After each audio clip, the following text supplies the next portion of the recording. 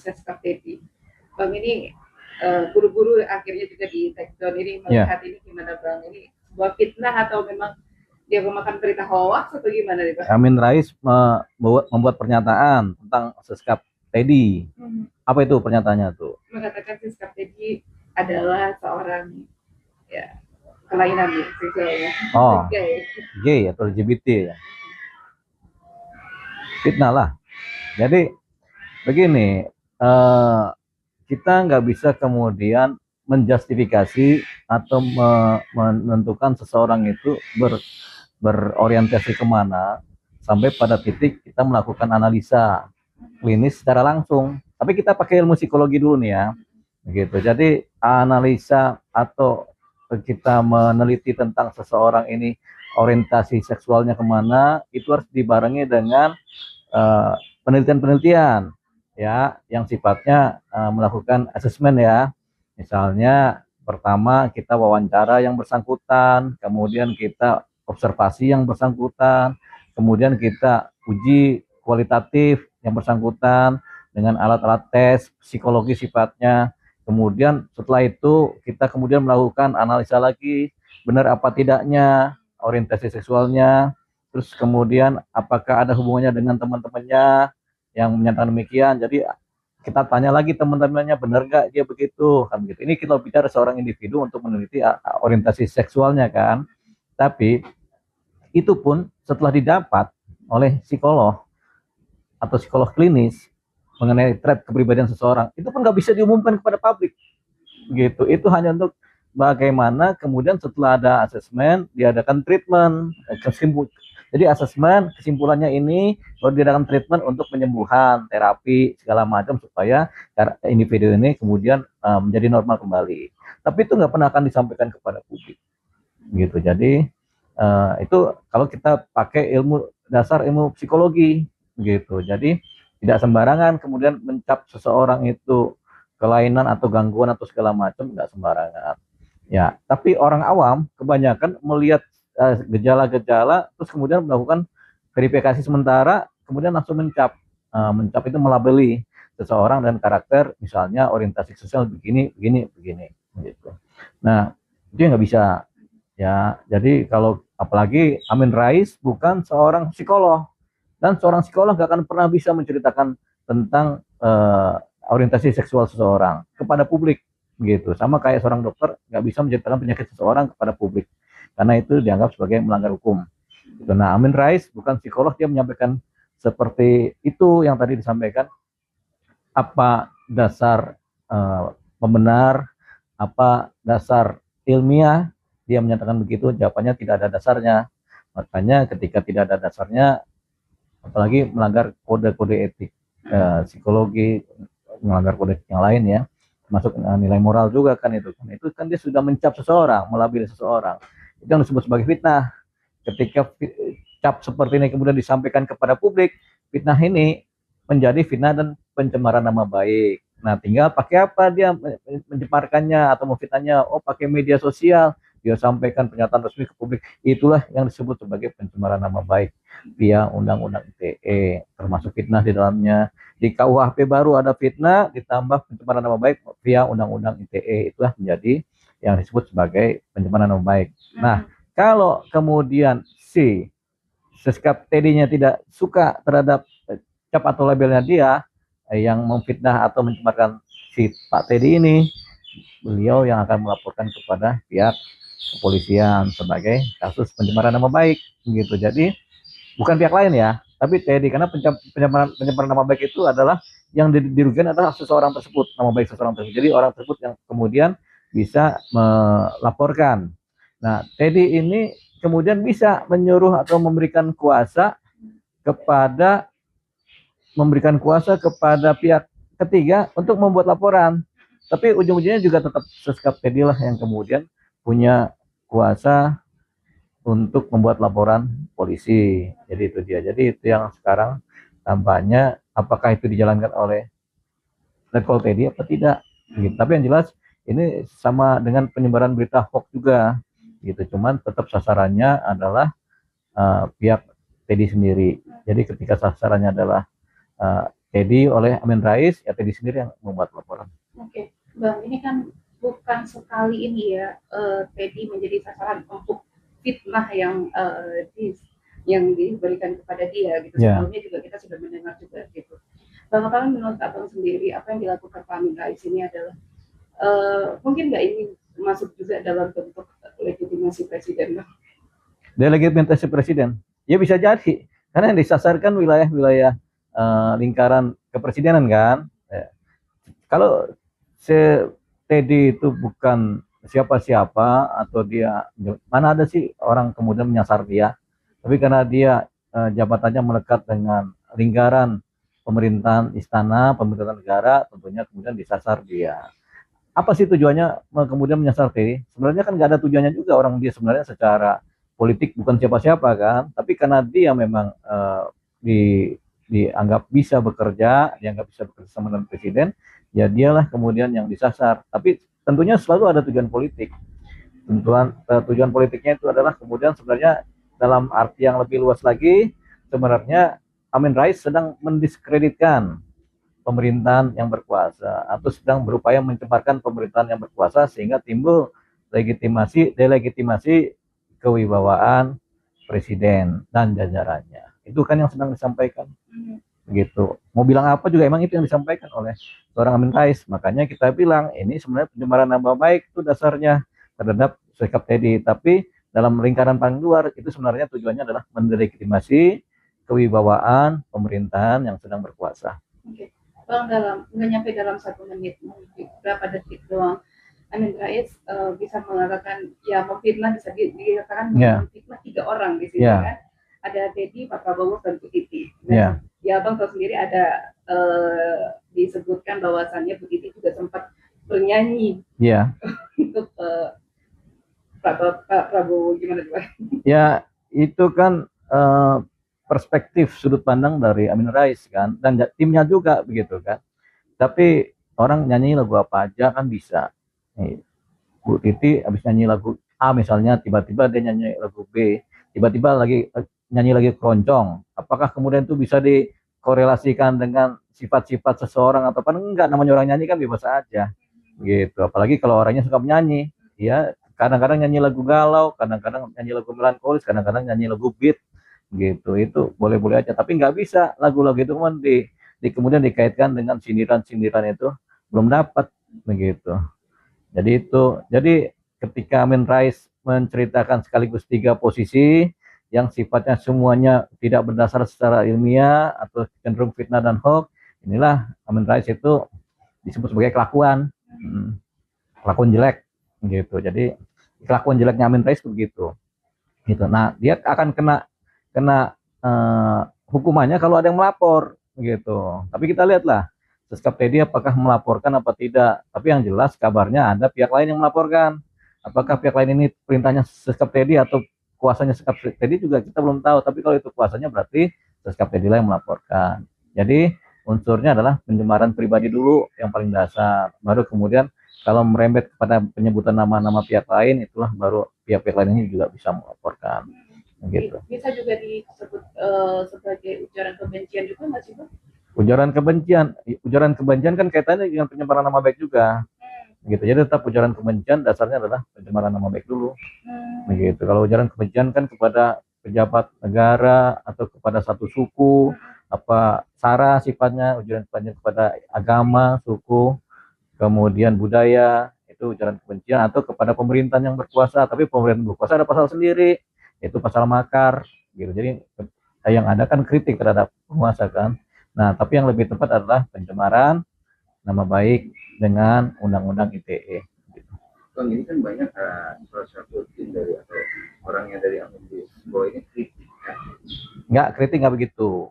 Kritik itu ada 2, kritik yang membangun dan kritik yang kadang-kadang menjadi sarkasme, jadi hal yang kemudian secara bahasa itu menghina juga gitu.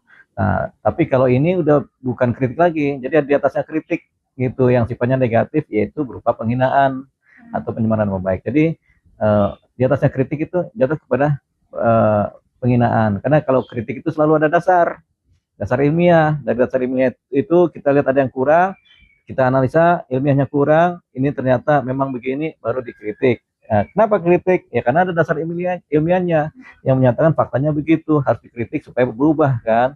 Tapi kalau dasar ilmiahnya nggak ada, itu bukan kritik, itu namanya penyebaran berita hoax itu yang pertama. Nah, kalau menyasar seseorang nama pribadi, itulah penyemaran nama baik. Kalau dia kemudian mencemarkan nama baik dengan publikasi media, itu yang namanya pencemaran nama baik dengan undang-undang ITE gitu. Jadi yang terjadi itu begitu. Tinggal Amin Rais siapa yang melaporkan, itu aja. Bang, ini kan tadi ada Bang menyebut kata makar ya Bang. Sebelum kita flashback lagi, kita itu sebelumnya juga pernah mendengar isu-isu tentang pemakzulan Pak Prabowo juga ya Bang. Apakah ini dengan ada statementnya Amin Rais ini, apakah memang menurut Abang sendiri, apakah ini memang sebuah ambisinya mereka untuk berambisi makar atas kursi-kursi kekuasaan atau seperti apa? Ya, sebelum sampai kepada titik makar, itu tadi ada yang upaya-upaya menjatuhkan martabat gitu kan. Makar ini asutan-asutan yang kemudian dijalankan dengan tindakan yang kemudian mencoba menjatuhkan pemerintahan yang sah secara inkonstitusional. Misalnya dengan bakar-bakar, kerusuhan, kemudian demo-demo yang bikin keributan begitu, yang kemudian mengganggu jalannya pemerintahan itu, dan tujuannya untuk menjatuhkan pemerintahan itu disebut sebagai makar. Nah, makar di tingkat awal selalu dibarengi dengan hasutan. Sebelum terjadi makar selalu ada hasutan untuk berbuat makar. Nah, hasutan untuk berbuat makar itu sendiri adalah makar itu sendiri, bagian dari makar itu sendiri. Jadi kalau kita sudah menghasut, itu kita masuk ke wilayah makar untuk menjatuhkan. Nah, dalam kasus yang ini kita belum melihat tuh ada gejalanya untuk melakukan delegitimasi kewibawaan pemerintah, ada gejalanya, tapi itu belum sampai ke tingkat makar. Karena kalau tingkat makar itu hasutannya terang-terangan.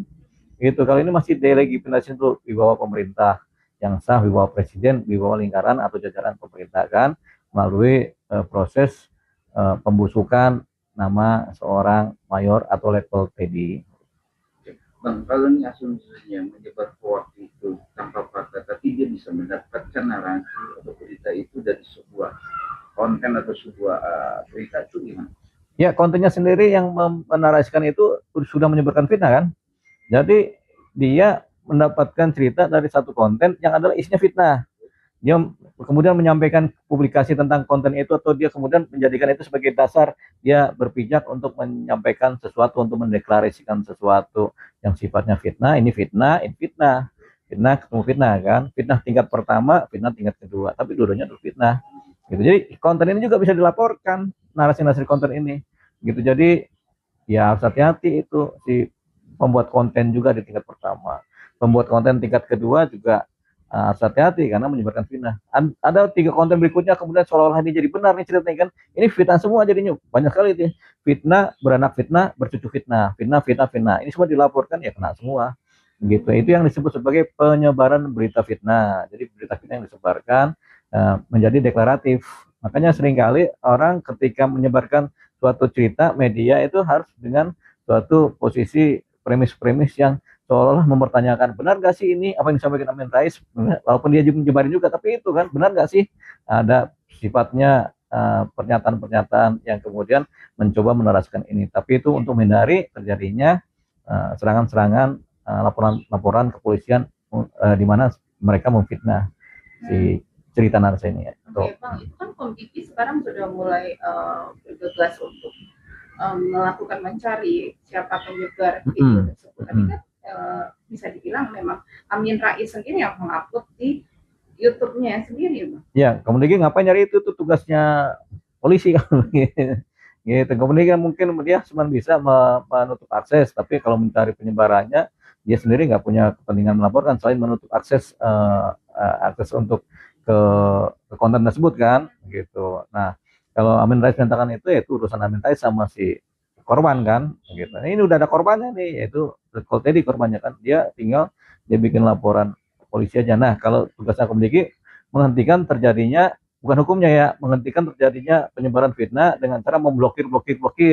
Itu dia sampai di situ. Tapi untuk buat laporan polisi ya bukan Komdiki, korban langsung gitu. Kalau ini kan sifatnya kan pernyataan pribadi Amin Rais gitu. Kalau penyebaran kontennya ya bisa diblokir, tapi blokir aja, kayak gitu. Kan mereka punya kewenangan. Gelap nggak sih bang, kan karena dari narasi yang dia sampaikan ke di medsos itu tidak ada dugaan asumsi dan dia langsung memfokus. Ini kan deklarasi, bukan dugaan. Jadi dia kan menyatakan, saya menyatakan kan begitu. Kalau ceritanya Amin Rais kan, saya menyatakan Teddy adalah LGBT misalnya begitu kan, itu kan sampaikan oleh Amin Rais kan, itu yang nggak boleh. Jadi ketika dia mendeklarasikan itu tanpa dasar-dasar ilmiah yang tadi kita bilang di awal, tanpa observasi, wawancara, bikin alat tesnya juga, pengujiannya juga, kemudian tanpa itu udah fitnah. Apalagi dia tanpa itu juga disampaikan publik, sementara psikolog atau dokter aja nggak berani menyampaikan ke publik apapun yang mereka kerjakan hasil dari asesmen terhadap mereka punya pasien atau klien kan begitu. Ini kan begitu, kan semua ada aturan-aturan hukum dan etiknya. Tapi kalau etik jurnal atau etik yang disebarkan kalau mengatakan asumsi atau dugaan itu masih tetap kena undang-undang ITE. Ya dugaan juga kalau nggak ada dasar ya sama aja, kan orang seolah-olah berkata di balik kata dugaan kan, tapi kalau dugaan juga kalau nggak punya dasar faktual juga nggak bisa juga. Dugaan itu kalau udah ada tendensi-tendensi gitu. Dugaan itu kadang-kadang dipakai oleh para ahli-ahli hukum ya untuk menyebut dugaan tindak pidana namanya gitu, bukan dugaan tentang perilaku seseorang. Itu sama aja menyebarkan fitnah. Jadi gini, dugaan itu sebenarnya bahasa hukum. Nih, kami menduga dia melakukan tindakan melanggar hukum dengan gejala-gejalanya atau dengan bukti-bukti awalnya ini, sehingga kami menduga melakukan tindakan hukum. Melanggar hukum kan? Tapi untuk melabeli seseorang, mencap seseorang sifatnya psikologis, trait, kepribadian seseorang, karakter seseorang, kami menduga kepribadiannya misalnya narsis, itu nggak bisa, gitu, nggak bisa dipublikasikan karena tidak dalam pakem yang real sebagai posisi kata yang dipakai untuk dasar hukum, tapi dipakai untuk kata-kata yang seolah-olah menciptakan trait seseorang atau kepribadian seseorang. Nah ini yang kemudian kita bisa anggap ini tetap dianggap sebagai fitnah, walaupun ada kata dugaan juga. Apalagi dia menampilkan seseorang itu bang dalam proses. Iya, menyebut nama kan. Jadi orang juga foto-foto dia itu juga. Betul, itu walaupun dia pakai kata dugaan ya masuk unsur, karena nggak ada kita kemudian kami menduga seseorang ini gila misalnya, apakah itu melanggar hukum walaupun ada kata dugaan?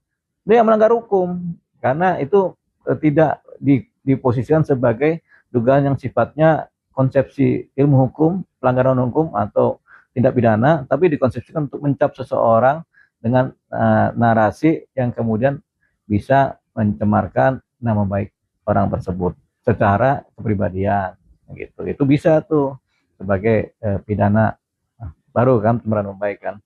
Makanya kata dugaan ini seringkali hanya untuk bahasa-bahasa hukum sebenarnya. Oke. Kan mirip video ini sudah ditekan langsung oleh Amin Rais, salah satu video atau IG. Ya.